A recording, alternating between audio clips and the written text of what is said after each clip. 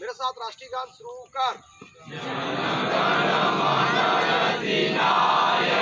जय हे भारत भाग्य विधाता, पंजाब सिंधु गुजरात मराठा द्राविड़ उत्कल बंग, विंध्य हिमाचल यमुना गंगा, उच्चल जलधि तरंग।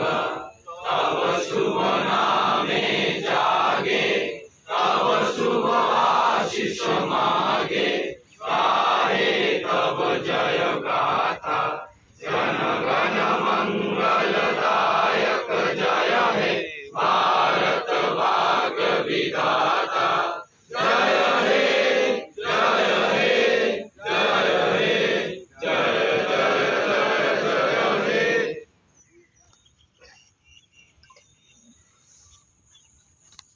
आज 78वां जो कि आज़ादी का सालगिरह है, और इस 78वां मतलब 78 इस इंडिपेंडेंस डे के ऊपर सारे भारतवासी को मैं एक दुर्गापुर मिशन आर्मी एकेडमी का फिजिकल ट्रेनर होने के नाते जस्ट आप तक एक पैगाम पहुंचाना चाहता हूं।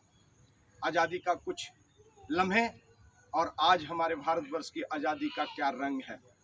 हम किस तरह से आज़ादी चाहते थे और किस तरह आज़ादी मिला, आज सभी को इस चीज़ के बारे में जानना चाहिए।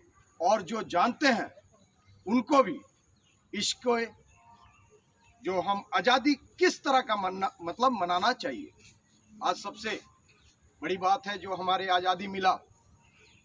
देखिए, सबसे पहले तो सिपाही विद्रोह से हमारे को आज़ादी की वो लड़ाई लड़ना शुरू हुआ। देश में कुछ गद्दारों जैसे कि मिर्जाफर जैसा, यदि मिर्जाफर नहीं होता तो आज़ादी शायद जो कि ईस्ट इंडिया कंपनी आज अच्छी तरह मतलब उस समय की हालत में लॉर्ड क्लाइव के नेतृत्व में प्लासी का युद्ध जो है वो जीतना नामुमकिन था। साथ ही साथ समय ढलता गया और ठीक 100 साल के बाद 1857 हम, क्योंकि ईस्ट इंडिया कंपनी से जो कि ब्रिटिश इंडिया के ऊपर जो कि 1857 की जो लड़ाई जिसको सिपाही विद्रोह के नाम से जानते हैं, वो मंगल पांडे की नेतृत्व में जो बड़ा होकर और बहुत बड़ा एक विद्रोह के रूप में शुरू हुआ। और उसी समय से जैसे कि नाना साहेब, तात्या टोपी और झांसी की रानी लक्ष्मी, इनकी आज़ादी के लिए जो बलिदान आज भी स्वर्णाक्षर में लिखी हुई है इतिहासों के पन्ने में। आज उस आज़ादी के साथ साथ जैसे कि आप जानते ही हैं, बापूजी साउथ अफ्रीका से लौटे जो कि भारतवर्ष में, और 9 जनवरी 1915 में आज़ादी की उस लड़ाई में उन्होंने सबसे पहले जो कि चंपारण विद्रोह शुरू किया, जो कि नीलकर साहबों की अगेंस्ट में, जो कि नीलकर साहबों जो कि ईस्ट इंडिया कंपनी जैसे ब्रिटिश इंडिया कंपनी का जो भारतवर्ष के ऊपर जो हमारे कृषि प्रधान हमारे राष्ट्र हैं, उस राष्ट्र की कृषि की जमीन के ऊपर नील की खेती करना, एक बार नील की खेती होने से वो जमीन बंजर बन जाती है। और बिहार के चंपारण से सबसे पहला 1917 से जो कि भारतवर्ष की एक पैगाम लेके आए, वो हमारे बापूजी महात्मा गांधी जी ने। साथ ही साथ समय ढलता गया और इसके बाद जो कि खेड़ा सत्याग्रह, उसके बाद भी जैसे कि 1905 में जैसे कि उन्होंने इस बंगाल को विभाजित किया, बंगाल, बिहार, उड़ीसा। आज हम लड़ते हैं क्षेत्रवाद की नीति से। कोई बोलता है वो बिहारी है, कोई बोलता उड़िया है और कोई बोलता बंगाली है, मगर इनको ये नहीं पता इस भूखंड की जो कि 16 जनपदों में से एक बहुत बेहतरीन एक जनपद, जहाँ से आज़ादी की पैगाम और लड़ाई हम ही ने लड़े नहीं, हर जगह से, मगर ज़्यादा और परसेंटेज के हिसाब से इसी बंगाल को विभाजित कर दिया गया 1905 में। करते करते 1912 में बंगाल, बिहार और उड़ीसा को विभाजित किया अंग्रेजों ने। अंग्रेज का एक ही नीति था, फूट डालो और राज करो। और अंग्रेजों की ये नीति था जो कि हिंदू और मुसलमानों को लड़ाओ।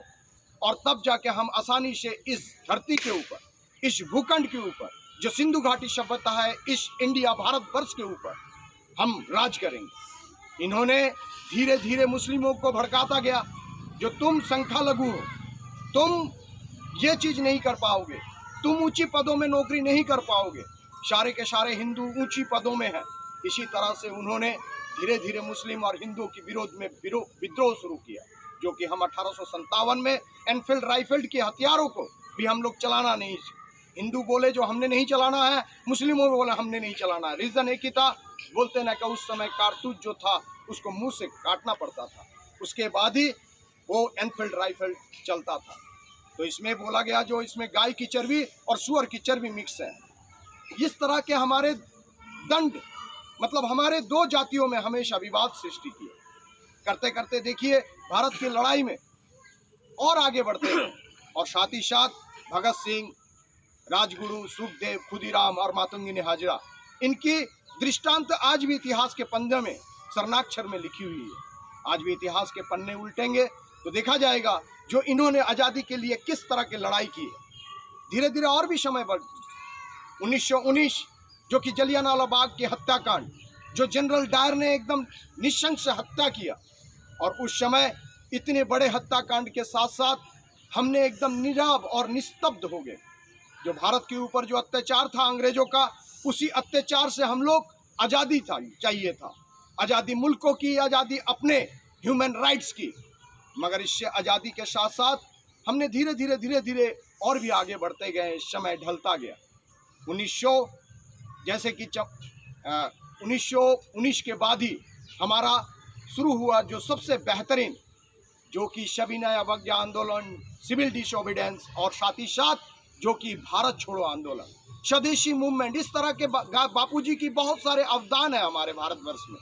साथ ही साथ नेताजी सुभाष चंद्र बोस की वो अवदान आज भी हम लोग भूल नहीं सकते। उस आज़ादी का एक एक घड़ी, एक एक समय हम नहीं भूल सकते। मगर आज़ादी तो मिला, बहुत बेहतरीन आज़ादी मिला, देश की आज़ादी मिला।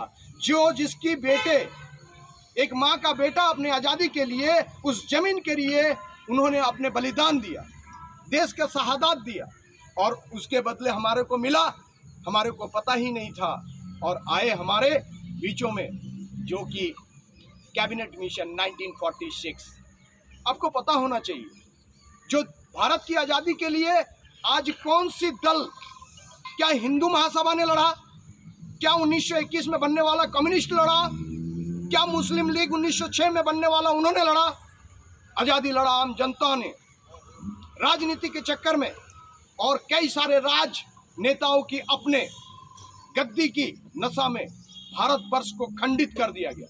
और जिस अखंड भारत की सपना देखते थे, जो कि अफगानिस्तान, म्यांमार, ये भी हमारा ही था, हिंदुस्तान, पाकिस्तान, बांग्लादेश, वो हमारे ही था।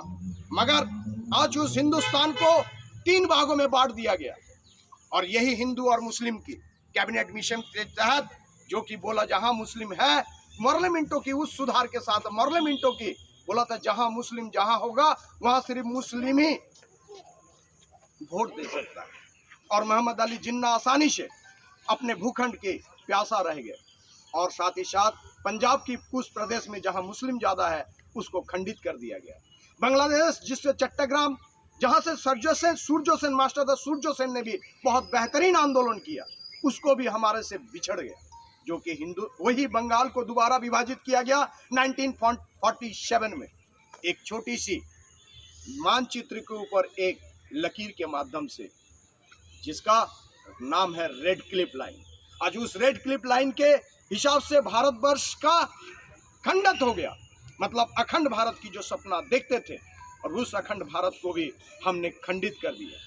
और खंडित करने के बाद भारतवर्ष का आज़ादी ऐसा मिला, जिसने आज़ादी के लिए लड़ा, आप बताइए वो इंसान क्या जानते थे? क्या जानते थे जो हम किस जमीन के लिए आज़ादी लड़ रहे हैं? क्या मास्टर जी सूर्यो सेन जानते थे जो हम किस जमीन के लिए हम आज़ादी लड़ रहे हैं? क्या भगत सिंह जानता था हम किस जमीन के लिए आज़ादी लड़ रहे हैं? मोहम्मद अली जिन्ना और नेहरू दोनों ही प्यासे हो गए, और भारत के इस भूखंड को, जो कि कैबिनेट मिशन की तरह 1946 में बंटवारा कर देता है, और भारतवर्ष की दो को एकदम अलग कर दिया जाता है। भारत जो कि उस समय आजादी लड़ा 40 करोड़ जनता। आज की डेट में भारतवर्ष की जनसंख्या 140 से भी ज्यादा है, करोड़ 140 करोड़ से भी ज्यादा। मगर आजादी कैसे मिला? आजादी मिला है शोषण। पहले तो भूखंड की आजादी। आप बताइए, मैं आज भी बता रहा हूं, जो आजादी के लिए लड़ा था वो कौन सी आजादी था? कौन सी भूखंड के लिए? कोई जानता था? एक दीवार मतलब एक घर की 2 दीवार हो जाएगा, बीच से एक बंटवारा हो जाएगा, जो हिंदुस्तान हो जाएगा वो पाकिस्तान हो जाएगा। कोई जानता था जो बांग्लादेश में रहने वाला इंसान वो बांग्लादेश के लिए लड़ा है? नहीं। उस समय भी इस मजहब की लड़ाई लड़े हम लोग। हिंदुस्तान और पाकिस्तान के लड़ाई में हिंदू मुसलमानों की लड़ाई लड़े और आसानी से 2 भाइयों को हमारे को अलग कर दिया गया। सिर्फ राजनीति ये नहीं सिखाता, राजनेता ये नहीं सिखाता है जो कि हमारा मुनाफा हो। राजनेता का मतलब होता लीडरशिप, पहल करना और साथ ही साथ डट के खड़े रहना। जो कि हम जिनको लीडर चुनते हैं वो हमारे सुख में, आपद में, विपद में वो खुद संग्राम करे, हम उनके पीछे रहेंगे। मगर आज की डेट में आज जो अदालत बना हुआ है और अदालत की सुनवाई बाद में होती है, आज हमारे राष्ट्र की, हमारा क्षेत्र की, जो कि मुलुदा के पास हमारे को जाना पड़ता है और उसके लिए हमारा सबसे पहले प्रॉब्लम उनके पास लेके जाते हैं, जिसके लिए हमारे पास सुप्रीम कोर्ट और हाई कोर्ट होते हैं। मगर हम भी वहां तक नहीं पहुंच पाते क्योंकि आजादी वैसा मिला है। हमारे पहले लोकल लीडर हमारा आजादी का सबसे पहला जो क्या करेगा, जो कि न्याय दिलाएगा। क्या बड़ी बात है हमारी आजादी की। और आजादी है निशंसता का। आज भी देखे हैं आरजी कॉलेज की जो मेडिकल कॉलेज हॉस्पिटल में एक मासूम सी जो कि खुद डॉक्टर जो कि हमारा सेवा कर रहा है, आज उनकी मां से पूछिए आजादी कैसे मिला? क्या यही आजादी था?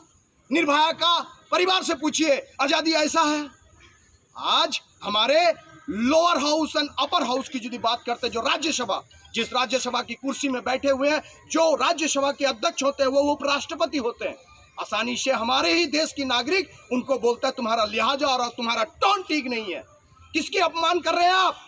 इस भारत की भूखंड की संविधान हमारे पास है, बेहतरीन संविधान हमारा BR अम्बेडकर जी लिख के गया है और उस संविधान की अपमानना करते हैं, जिसमें लोकसभा में बैठ के अपने वाक्य का अधिकार दिया है, बोलने का अधिकार दिया है, मगर उस बोलने का लिहाज भी आप लोगों को ठीक नहीं है।